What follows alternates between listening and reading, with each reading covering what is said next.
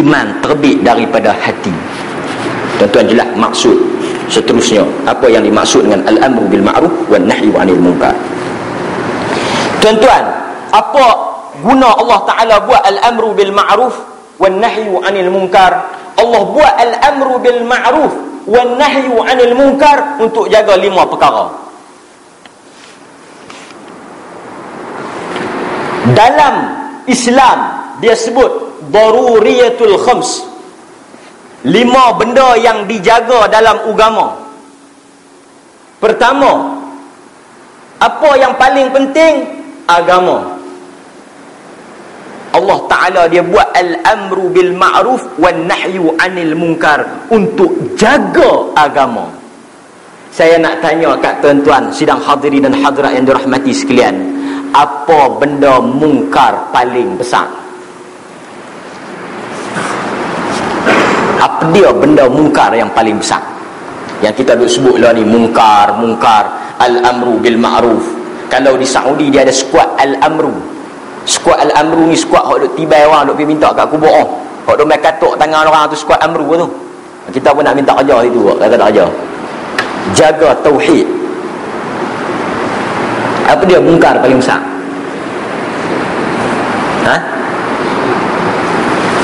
Apa dia? Syirik. Mungkar paling besar syirik.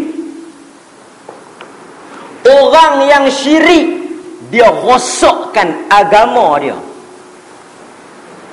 Orang yang syirik, dia batalkan Islam dia. Orang yang syirik, 2 kalimah syahadah dia tak ada guna untuk dia. Pasal itu mungkar yang paling besar, 13 tahun Nabi dakwah, ayat Al-Quran paling banyak, kesemuanya mencegah mungkar yang paling besar, iaitu syirik. Itu dia tuan-tuan. Ma'ruf tadi mungkar, ma'ruf yang paling besar tauhid. Benda ma'ruf yang paling besar bukan bagi anak yatim makan, bukan bagi orang miskin beras, bukan buat rumah PPRT, bukan buat kenduri malam Jumaat. Ma'ruf yang paling besar tauhid Allah Subhanahu wa ta'ala.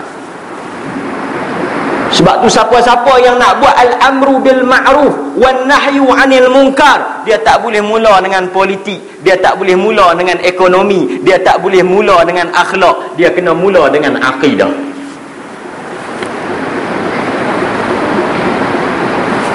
Awal sekali jaga agama.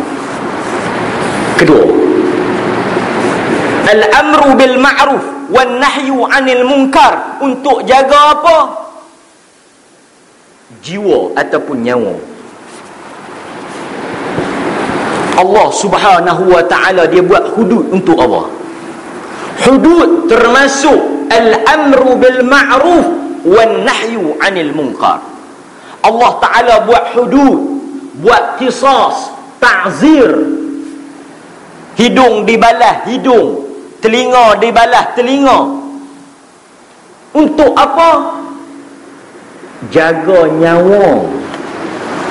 Kalau tuan-tuan tengok negeri yang melaksanakan hudud, kerajaan Arab Saudi, ketika mana dia nak pancung orang, dia akan baca ayat qisas. Tuan-tuan, Allah Ta'ala sebut kutiba alaikumul qisas, ditulis, diwajibkan ke atas kamu qisas, bunuh balas. Ada pula orang bunuh, denda 50,000. Tak adil. Melainkan si keluarga reta, diat dipanggil. Tetapi Islam asalnya bunuh, dibunuh balas. Pasal apa tuan-tuan?